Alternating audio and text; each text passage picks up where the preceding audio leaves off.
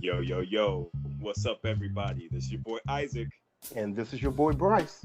and we are brothers on tennis. And, folks, we're going to do something special for you today. I know we typically come at you with episode after episode, but, with us staying inside and social distancing and everything, we figured we'd come at you with, just some different ideas and different topics. So this will be a fun one. At least we hope so. Bryce, you want to kind of explain to the folks what we're going to try and do here? Yeah, so every couple of days we figure, since we are here at home like everybody else is, and to be clear, Isaac is at his house, I'm at my house, so we are respecting the social distancing thing. Yes. Um, but we know people are really kind of starving for some content, and we miss talking to you guys, and so we want to try to bring you something every couple of days. Maybe it'll be something that's only 10 or 15 minutes. Maybe it'll be something that's up to an hour. But That's right. it all You know how we can depends. talk, folks. Right. It all depends on what the subject is. But sometimes, and probably most of the times, it will be tennis related. Sometimes we may veer off and talk about something else, music or another Yes. sport or whatever's going on. And we want to continue to provide you any kind of updates we're hearing out in the world of tennis as well, just to kind of keep you up to speed. So, probably the latest thing that we heard today was that the All England Lawn Tennis Association is going to be making a decision about the fate of Wimbledon 2020 next week. And to be very honest with you, kind of the chatter that I'm hearing is not really so much about a postponement as I'm hearing about a cancellation for 2020. Isaac, Wow. kind of what do you think about that? Yeah, man. I mean, it's shocking, but at the same time, it's understandable. I would hate for there to be no Wimbledon in 2020. That would just hurt my heart. But as we know, there's only so long of a window that you have, to be able to hold Wimbledon, because you want it to be in the summertime, green grass. I mean, when it starts getting cold outside, you don't want to be up on no grass trying to run around. That is Be like, not the deal. So, be like yeah, playing on it's it glass. exactly, just sliding around like you play hockey or something. So no, that's not a good look. So, so yeah, man. How about you? What were your thoughts about it when you heard that? It's just weird thinking about a tournament of Wimbledon's magnitude and history not being played at all for the year. Like, you will look back at 2020 and there will not be a result there.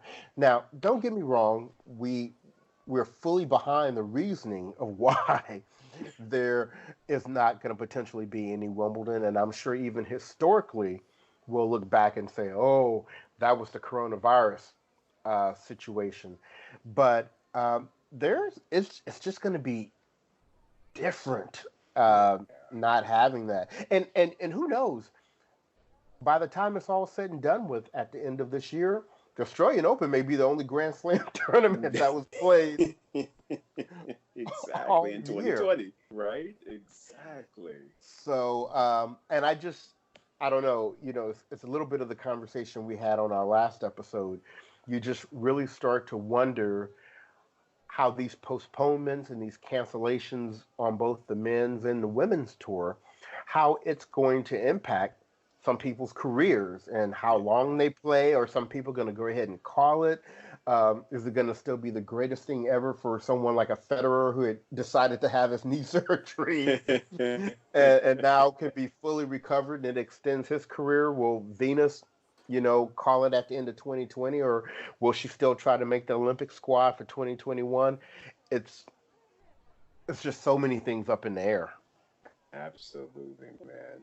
Absolutely. But like anything, we will roll with the punches and we will continue to report what we hear. And yeah, it'll just be a point of time in the record books, man.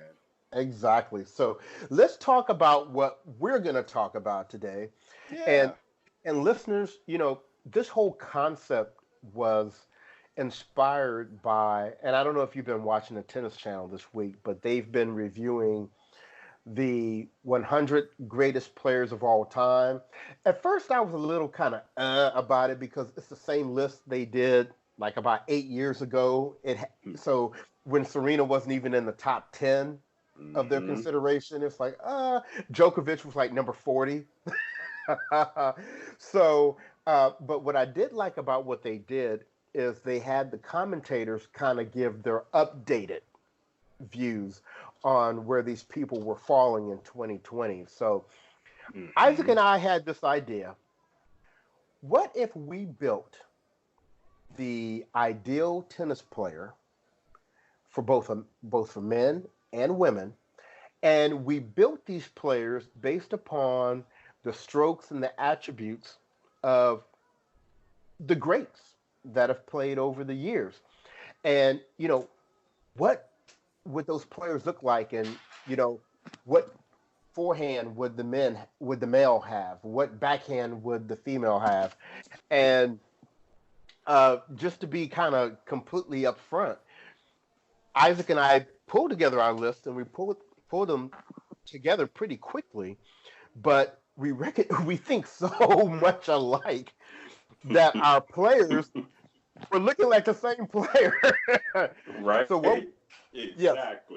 So what we did for the sake of this exercise is, if there was a category or there was an attribute for one of the players that we kind of picked the same person, if one of us had a number 2 player that we were kind of considering in that spot as well, we went with the number 2. So just to kind of give you as listeners different attributes and different players to hear, and it doesn't sound like we're just repeating ourselves on each section. So, Isaac, do you want to talk about, what are the different attributes we're going to review? Yeah, absolutely. So, what we are going to talk about in our ultimate male and female player, we will select based on the greatest serve, forehand, backhand, net game, return of serve, movement, and finally the mental game. So we're going to pick our players based on those 7 categories.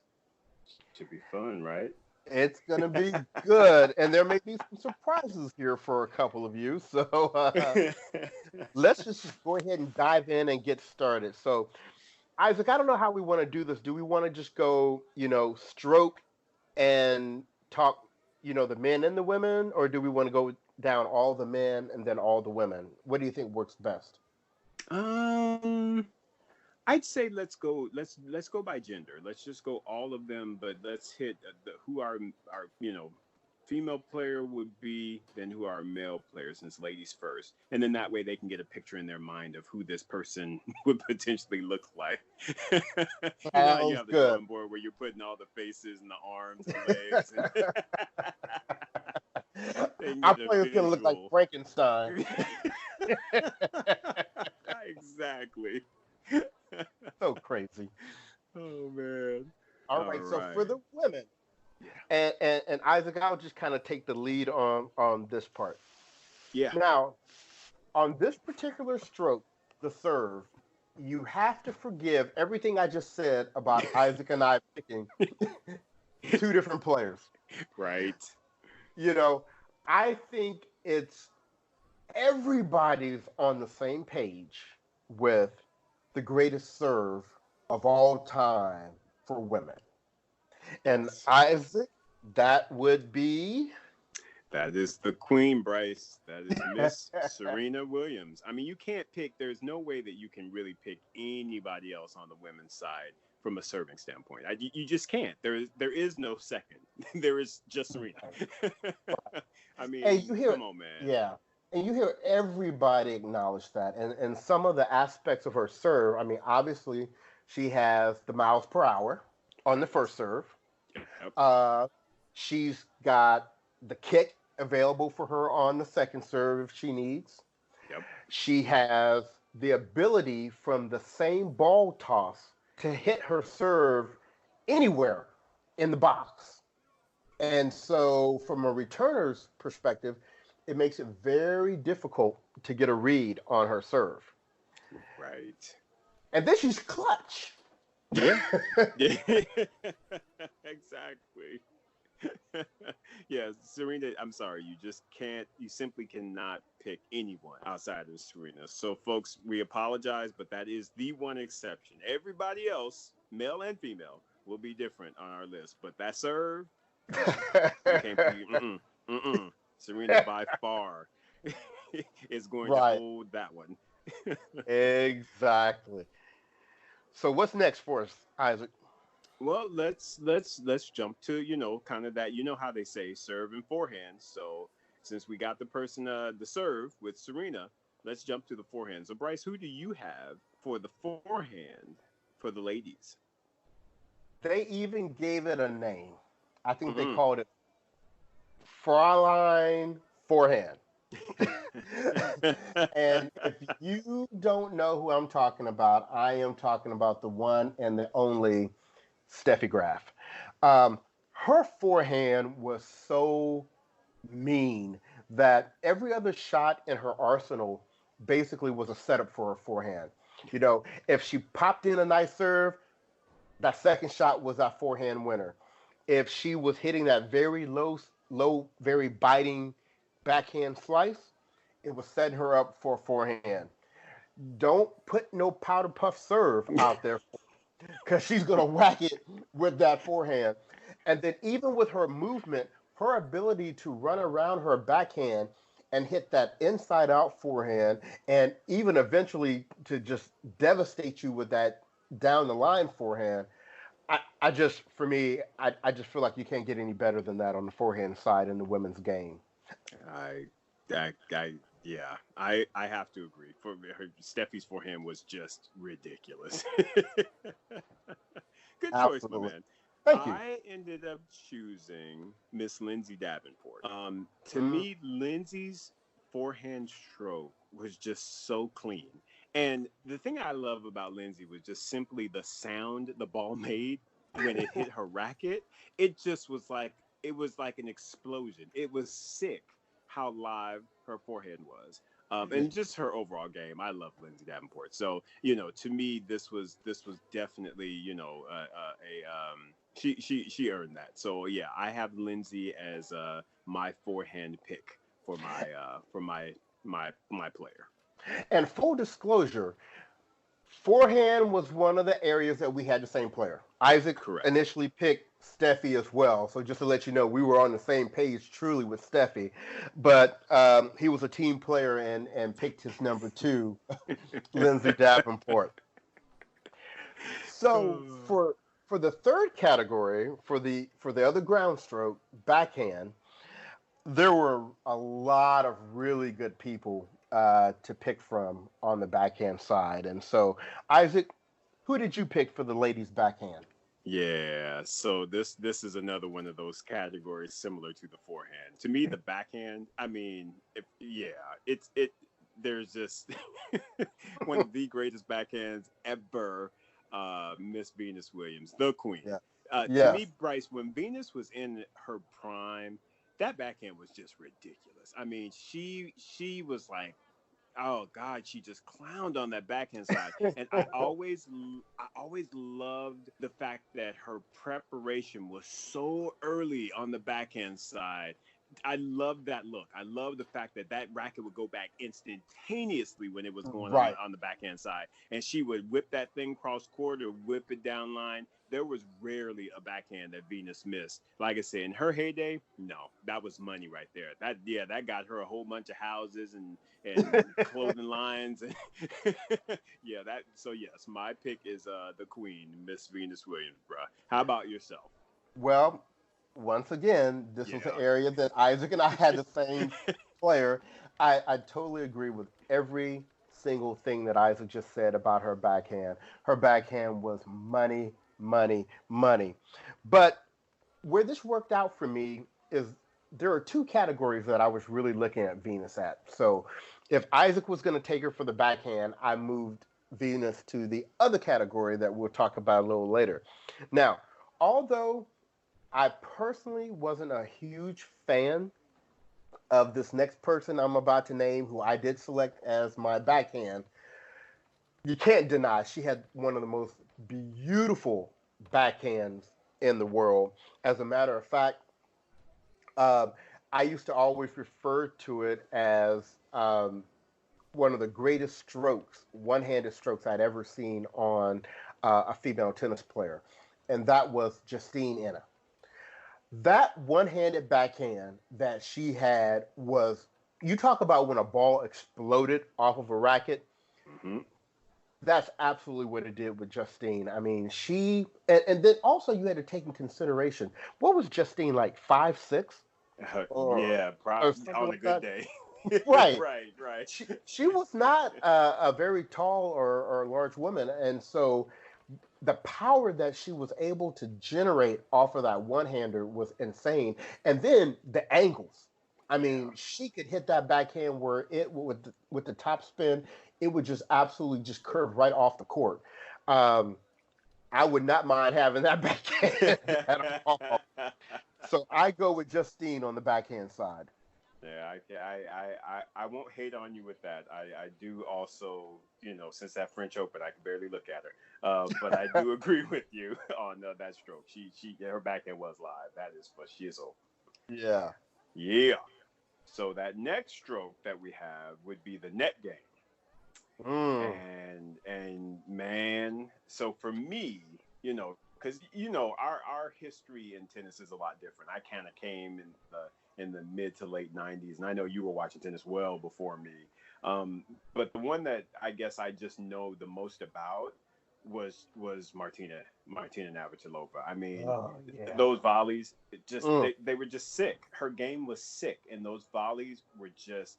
I mean, you just talk about someone with great feel and touch. I mean, come on, she won a Grand Slam mixed doubles at 49.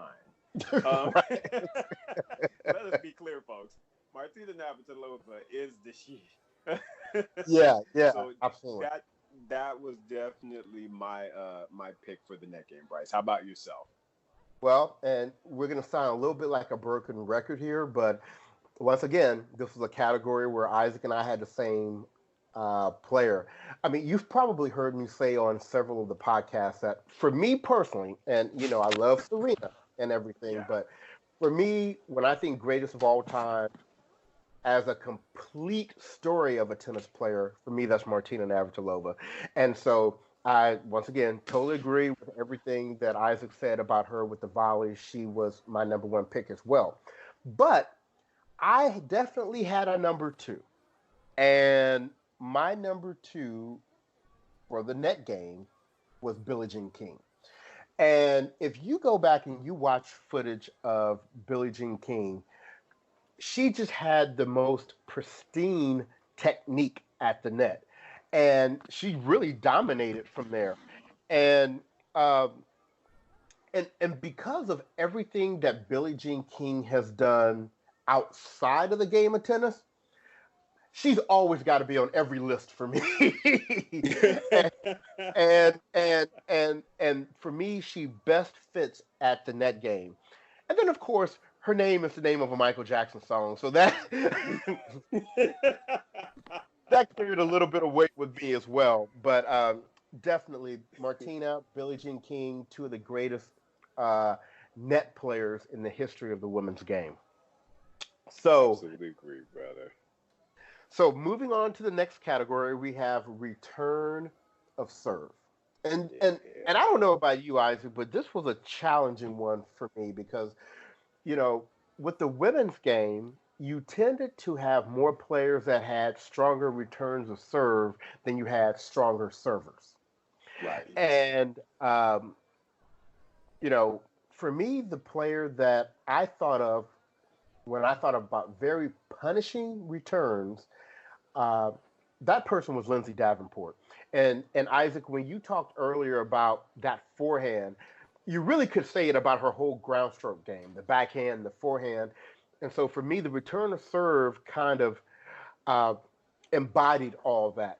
Because if you gave her any kind of serve that didn't make her move or didn't have some action on it, Mhm. she punished that ball. And just such a heavy, heavy return of serve. Uh, that was my pick for sure. So, Isaac, who did you pick? Yeah, honestly, Bryce, I can definitely agree with you on the Lindsay pick. The pick that I have, which is kind of similar to what exactly what you were saying, but the person that I picked for return to serve was actually Maria Sharapova for pretty much a lot of the reasons that you just suggested or mentioned for Lindsay. Again, not the greatest mover, but if it was in her wheelhouse, Sharapova was going to strike it, and she was going to really try and knock the fuzz off the ball as it Right. relates to her return to serve. And then she had that grunt, of course. So Mhm. just to rub it in a little bit more. Right. But yeah, if she got it in her wheelhouse, you knew she was going to take a serious swing at it. And so yeah, I definitely enjoyed watching Maria put some return to serves into play and or get winners. So that was my pick, man. Okay, that's I although once again, like Justine may not be the biggest fan of that particular player, Right. I can't deny she had a very, very good return of serve. Yeah. All right, man. So our sixth category, man, about that movement. Movement. Now, for me, Uh-huh. this was now remember earlier I stated, I had Venus originally in the backhand category, but I deferred to Isaac because I was also contemplating putting her in this very category, and that's exactly what I did. Um, and Isaac, I think you were saying this to me earlier. In Venus's heyday, we're not talking about looking at her movement right now. Uh, God love Sorry. Yes, sir. her. We love you, B. Love you. but but in her heyday, sh Venus was like a gazelle out there. She had Mm-hmm. the speed, she had agility in terms of moving laterally on the baseline. Lindsay Davenport even said, you couldn't get a ball past her. And then when you talk about her ability to move forward to the net, and once she got there, she had that tremendous wingspan up there. Uh, Venus was just, I mean, one of the absolute best movers of all time. And on a surface like grass, where Yep. she was very successful, you know, grass is not always the easiest to move on. It can be a very slick surface. People lose their footing, they fall. You can easily be caught going the wrong direction and get wrong footed. Uh, Venus was very good about that. And something else I'm going to add in as we're talking, you may not think about this aspect when you think about movement, but once again, speaking very specifically about grass, where the ball bounces very low, for someone of Venus's height to get down as low as she did and hit Mm-hmm. the shot, uh, just absolutely, you have to marvel at what she was able to do on the tennis court. Absolutely, brother. I mean, I agree with you there. I, of course, had her because initially, folks, we were plotting this thing out, and see, I wasn't paying attention to rules. So, of course, I had Venus in backhand and movement, and Bryce was like, "No." I was like, "Damn it!" So he was nice enough to allow me to pick her for backhand. But yeah, movement. I went ahead with my second choice, and I mean, for me, this young lady, her movement around the court was just spectacular. And I am talking about Miss Kim Kleisters. I will always remember Hmm. Kim on that daggone hardcore sliding and doing them splits. Come on, man. Kim was just notorious for her movement and her ability to play defense, especially on hard courts, man. She to me had just incredible movement around the court, flexibility out the wazoo. Yeah, Kim did her thing on the courts, and I know she's back on tour. Hopefully, we'll get to see her, Hmm. sometime this year because she's making that third comeback, if you will. But yeah, that movement that Kim had in her heyday, it was quite impressive. So yeah, That I had Clijsters slide. yes, sir. It That was it was Clijsters slide. money. Yes. Yeah, and so then we have our seventh category, Bryce, and that is the mental game because you got to have your mental, as You you gotta have always the middle say on right. Madison Keys. Yeah, you got to have your mental right. You can have all the talent in the world, but if your mental ain't right, Mm. Yeah, Madison Keys should win if she if her if she can get her mental right. Exactly. well, So yeah, man. and once again, like I said, I know this sounds like a broken record, but uh, Isaac and I had the same person Yep.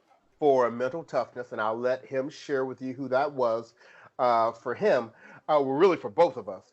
But I Right. had a very, if the person Isaac is going to talk to you about was number 1A, this person for me was number 1B when it came to mental toughness. And I don't think everybody always remembers how tough a competitor she was, especially when she made her comeback.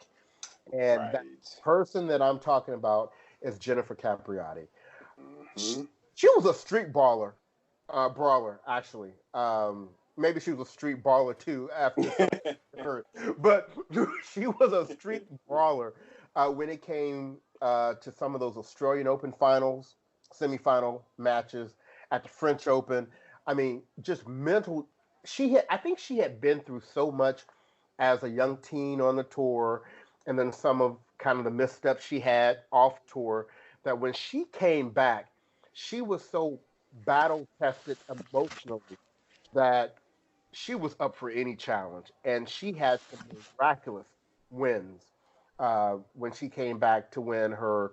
I think she won was it three Grand uh, was it three or four? Yeah, Prix, no, it's two Australian and two what, one Australian, French? one French. Yeah. Yeah. Um, if you talk about somebody having their back to the wall during a match, she played that situation very well, and she came out on top at a time that some people had really kind of written her off. Yeah. Yeah. So, Yeah. Capriati for me. That's definitely a very valid choice, my man. And the one that we both had, of course. And again, thank you for allowing me to keep this choice.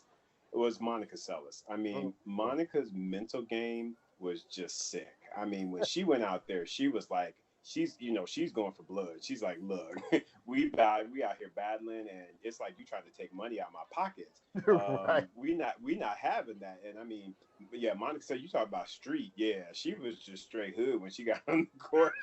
She was like, I don't care who you are, I'll try to beat you down. And I loved that about Monica. It was just that mental fortitude. She just never wanted to lose a point.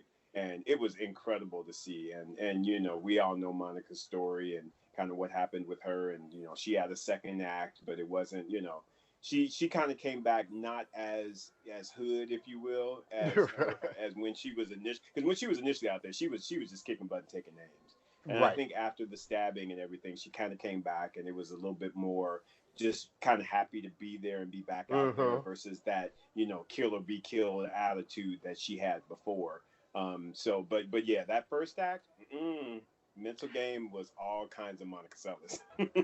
And I tell you, whose mental game she wrecked was Steffi Graf because Woo. people, if you don't remember, Steffi was really the one who was coming up and was beating everyone. And Monica, unfortunately, at the time that she was stabbed, she had Steffi's number.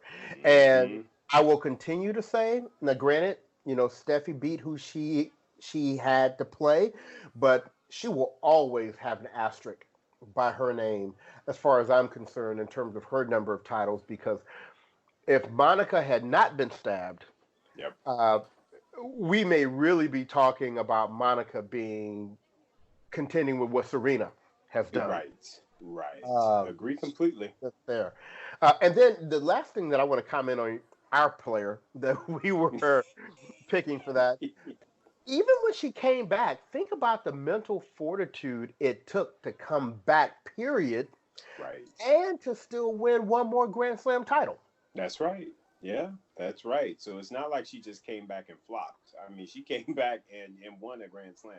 And, Right. that was just incredible on her part, man. Incredible. Yeah, I love Monica. Oh, loved her. Still do. So let's move over to the men. Yeah. And I don't think we have, after we did our adjustments, of course, I don't think we have we don't have the Serena situation over here. We have 7 different players, and we're going to go ahead and start with the serve. And Isaac, who did you have for the serve? So for my serve for the men, I picked Pistol Pete. Got that for a reason. That serve was ridiculous, and I know Andre was like, "Oh, I hate you. I hate that serve because you keep putting it on me, and it is ridiculous." To me, Pete, you just talk about a clutch serve. I mean, my dude had a heavy first serve, and then that second serve. I mean, for Pete not to be a big guy, he put some RPMs on the ball, and his placement was just stellar. It was stellar, and I mean, I just like I said, I wasn't the biggest fan of Pete's. In fact, yeah, not really. But that serve, you had to respect that serve. Yeah, You had to respect that serve because he was just like, I'm gonna put it on you, and I know it. I know it's going to come through for me when I need it. So boom, there you go. And yeah, it bought him a couple houses. exactly. And I feel the same way you do. It's kind of tough, and we've talked about this in previous episodes. If you were an Andre fan, it was tough to be a Pete fan, and Right. probably the reverse is true. So Isaac and I were both very much in the Agassi camp, and so I couldn't stand Pete Sampras. But um, but that being said, you do have to respect the serve. He had an amazing first and second serve. Mm-hmm. Uh, and that kind of leads me to the person that I selected for serve because it isn't just about the first serve. Um, it that we've heard so many times you're only as good as your second serve, and although we talk about John Isner as having one of the best first serves in the game, he may have the best second serve in the game. Mm-hmm. Uh, Absolutely. I have so much respect for John Isner's serve, not just because we use the same racket. I wish I could do it, but he could do. But he can bomb you off the court with the first serve, and that kick on his second serve is Mm-hmm. ridiculous. Absolutely ridiculous. Yes, agree. Yeah, complete, especially on that ad side when he kicks it Yeah. out. Oh my god, just making people look Insane. foolish. Yeah, exactly. So I go with John Isner. That's a great pick, my man. I honestly, I think if my second person would have been John. So yeah. I'm so we didn't have to switch on that one, folks. But seriously, he would have definitely been my second pick. Whew, that serve was ridiculous. Um, so on the forehand side, the forehand was the toughest one because we were all over the place and there were a bunch of people. I had a 1A, 1B, 1C, 1D. But I think overall I am definitely happy with my forehand pick, and that is Juan Martín del Potro. Yes. Yeah. that for that forehand is just it is scary. That is one of those scary shots. I mean, it's just not Hmm. good. It's downright scary. When he runs to his forehand side, it's like watch out. People are literally holding their breath when he hits his forehand. It's insane. So Juan Martin Del Potro definitely gets my vote on the forehand side because he just hits it with so much power. He's so accurate with it. And I just remember him putting it on so many top players. It's like, ooh, so ridiculous.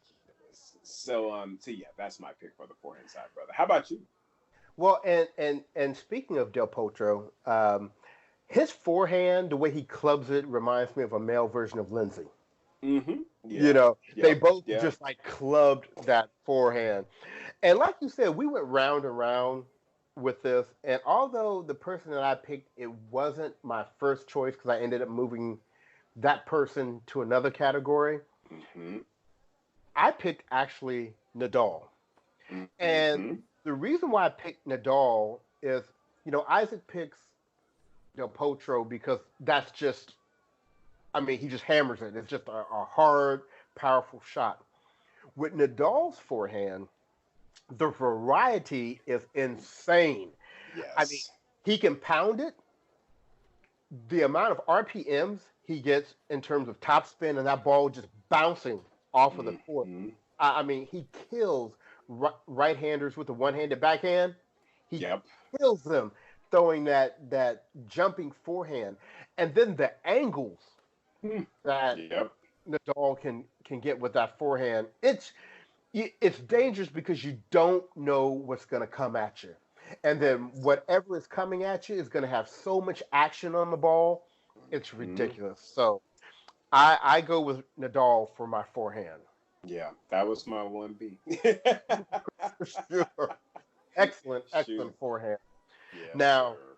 now flipping over to the backhand side, Mm-hmm. um, you know, I love two-handed backhands. I really do. But just kind of like Justine, how I picked a dominant one-handed backhand. To me, the person that I selected is kind of like the male version of Justine, and that is Stan Wawrinka. I Mm-hmm. mean, he could you imagine Del? Well, I guess we're talking about it a little bit. Del Potro's forehand with Stan Wawrinka's backhand. Oh my goodness, sick, sick. I You, mean, you.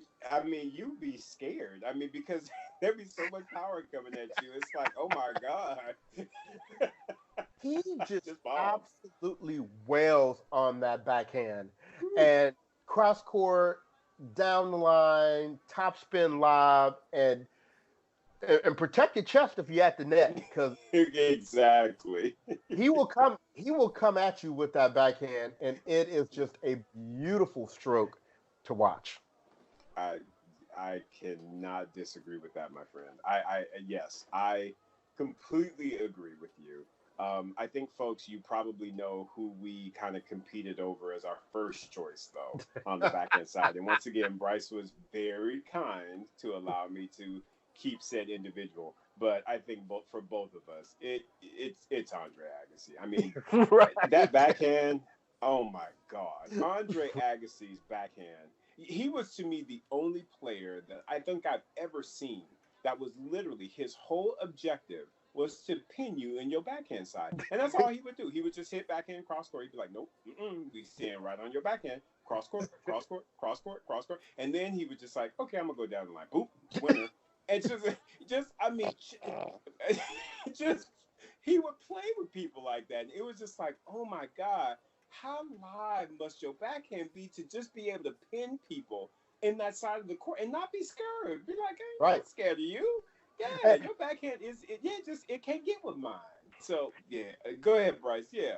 no, I totally agree with you. And then to couple that with, you know, Andre's forehand wasn't no pump. No, it So, wasn't. Not at so all. so if it happened to slide to that side of the court, you were still in trouble because Exactly. his ground strokes, he took the ball so early off the rise. And although he hit with top spin, with him hitting off the rise, the effect a lot of times was like he was hitting a flat shot. Mm-hmm. And Mm-hmm. yeah, we both when we went through our list, it was like backhand Agassi, yeah, yeah, Yep. yeah. Yep. That's who we had. The That's who we had. The one I will throw out a strong because we didn't have him on anywhere on the list. So I will throw this out as a just a a worthy mention, if you will. Hmm. Andy Murray got a great backhand. That He Andy does. Murray. He does. So he would probably be one B, 1C for me. Because yeah, that Murray backhand is special. Hmm. And if we throwing out honorable mentions on the backhand side, and he ain't nowhere on this list for sure. Kate Nishikori's backhand. It, Whoo, sure enough. I mean, Yeah. I don't have the words. You know, I know, right? Yeah, there's a whole bunch of two-handers that we could have definitely selected from, but I think we picked the right we did, we two. did. So Yeah. so for net game, Isaac, who do you have? Yes. So for me, I had to go with the king, Bryce. I had to go with my boy Roger Federer because Roger, to me, it's just because his game is so beautiful, and when he's at the net, it's such a beautiful thing. I just love seeing Roger at the net. I always have, and his what eight Wimbledon titles. He got eight, right? Hmm. Eight or Yeah, nine he got eight. or He eight? got Yeah, eight. eight. Yeah, and just because seeing him at the net, it was just like his game, his net game is beautiful, and it's so natural and it's so clean. And I just had to give my net game slot to Roger because because it's beautiful. What about And you, my friend? Yeah. well, and once again, full disclosure, that was Isaac's second choice. True. And he allowed me this time to keep who we both felt hands down. Just Yes. just there's no Hands down. competition. If you talk about net game, and especially if you talk about just pure natural ability, reflexes, touch, there's nobody but tennis's all-time bad boy, John McEnroe.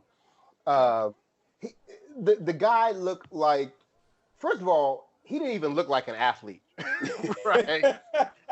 He looked like he was walking out to the court to sit down in one of those lineman chairs, right? But he had such a natural affinity for the game of tennis. He had such natural touch, natural reaction. Um, just you go out there on YouTube, and I'm sure there is, a compilation of John McEnroe shots and just some of the things he did. Because let's remember, one of his biggest rivals was Yvonne Lindell, who is my guy. And Lindell, although he had great passing shots, he preferred to go directly at McEnroe.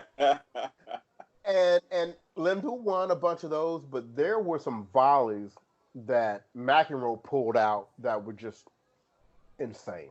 Just that's the only way you can describe it. Insane. Yeah, Johnny Mac is the man. He definitely is the number one. Oh God, that net game, sick. Right. Yeah. All right, Bryce. So then the next category, return to serve.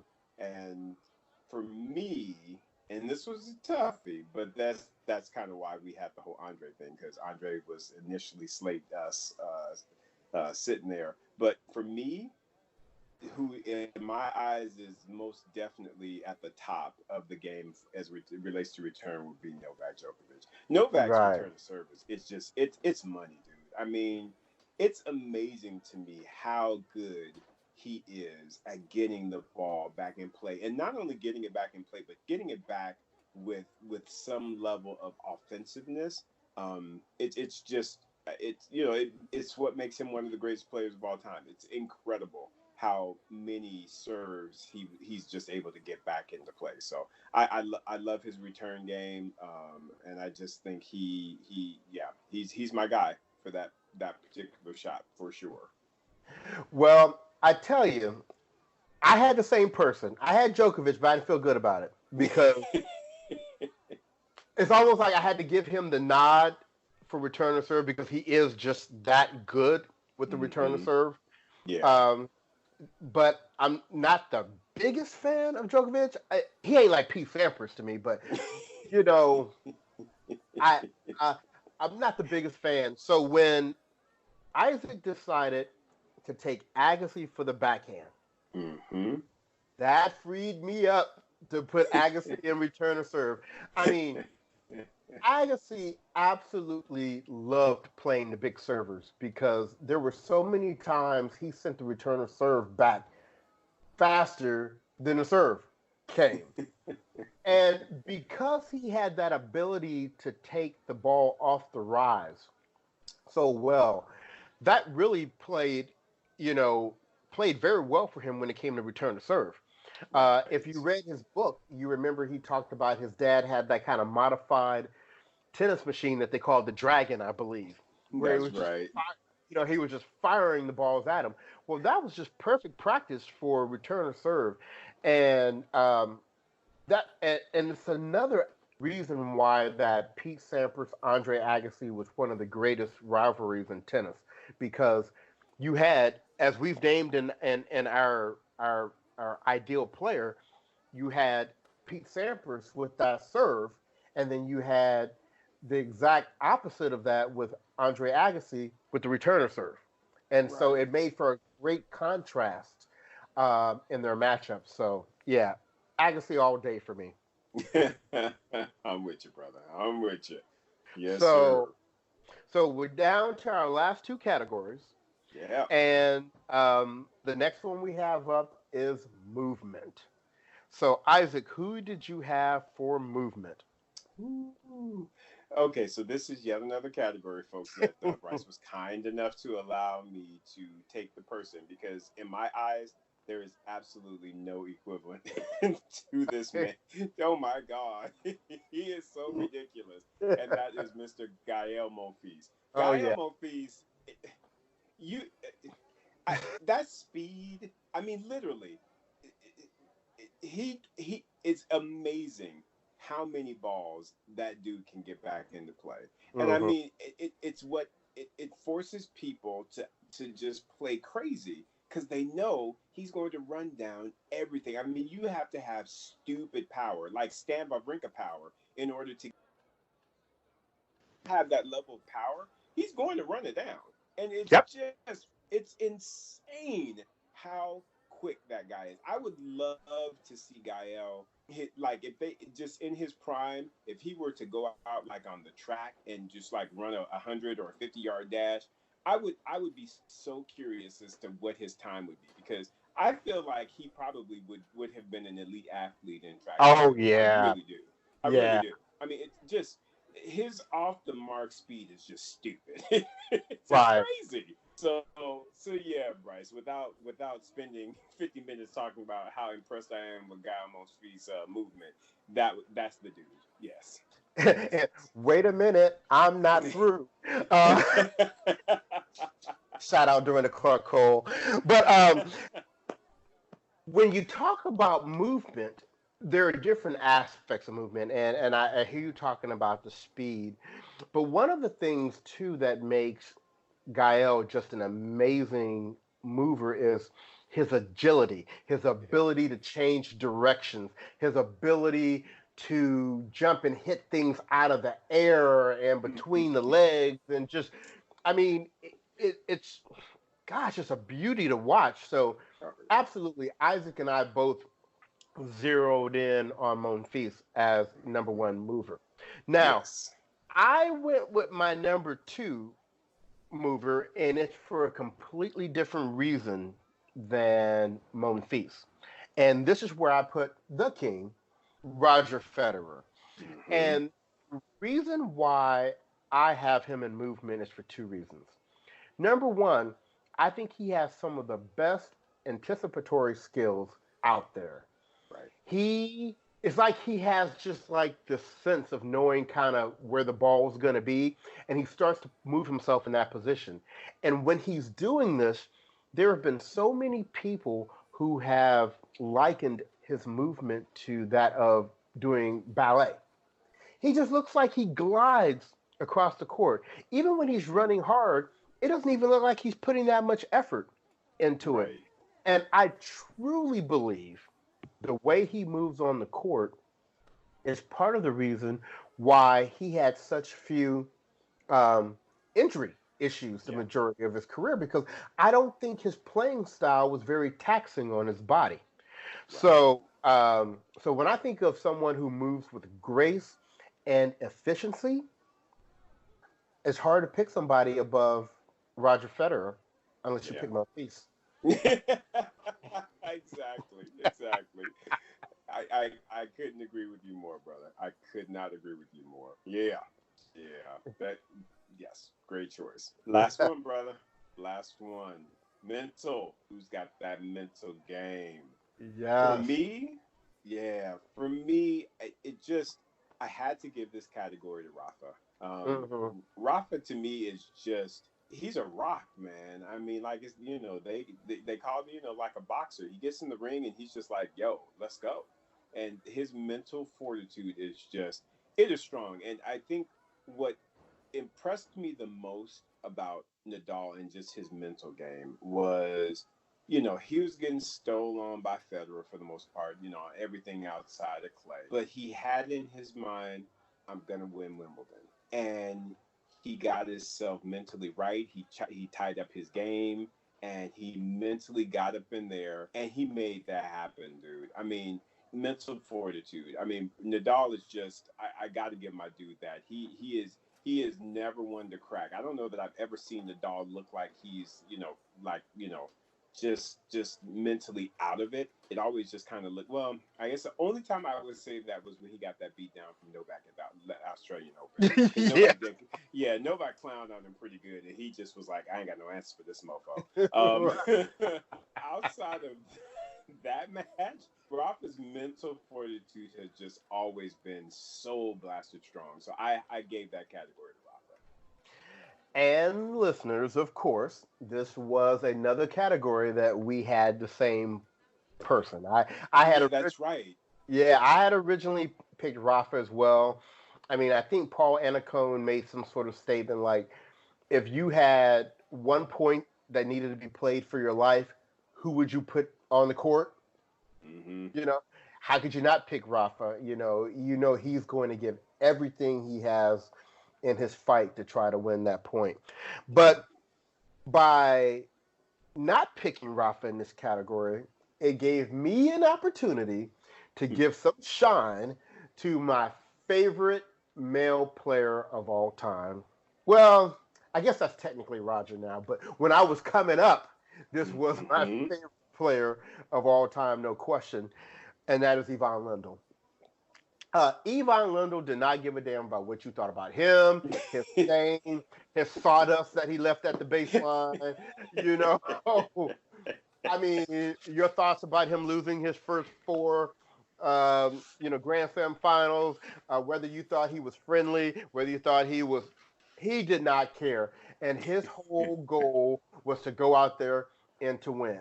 And whether, and that whole journey for him started before he got on the court. I mean, where Martina Navratilova was one of the, maybe the pioneer on the fitness side for the women, that was Yvonne Lindell on the men. He was a machine. And, some people may have said he was a little fragile initially when he didn't win those first, I think, 4 Grand Slam finals. But, boy, he got on a roll after that. And there's not too many people that can say they made it to the finals of the U.S. Open 8 years in a row. That's crazy. So when he got in there, John McEnroe could have all the antics he wanted. Jimmy Connors could have all the antics he wanted. I think one time Agassi gave Jimmy Connors 2 breadsticks, and I couldn't have been happier to see that happen. So anyway, Yvonne Lindell, you're my guy, and he just was an absolute mental beast on the court. Awesome, man. Awesome. Yeah, bro. So hey, folks. Yeah, that's our male and female player right there for you. What do you think? Yeah, and if you have other ideas, hey, we know you're at home, so why don't you? Or you should be at home. Right. Go out there, go to our website, www.brothersontennis.com, and that's BRUTHAS on tennis.com. Let us know your thoughts. Drop us a word on Facebook, on Instagram, on Twitter. Let us know if you think differently about some of these shots and the players that we selected. The other thing that I wanted to bring up to you is, we'll probably be back in a day or two and we'll do a different episode and we'll talk about something completely different. If you have any ideas for episodes for us during this coronavirus, stay at home, shelter at home, quarantine time frame, I don't even know what to call it anymore. Just keep your butt at home, right? Right, exactly. Let us know. We'd love to tackle something that you would think would be very interesting. Absolutely. We're always up for ideas, folks. And like I said, tennis related or not, hey, we're always open to, talk about something that's fun. So Absolutely. So we're wrapping this up. We'll talk to you again in another couple of days. This is your boy Bryce. This is your boy Isaac. And we are Brothers on Tennis. Everyone, please stay safe out there. Take care.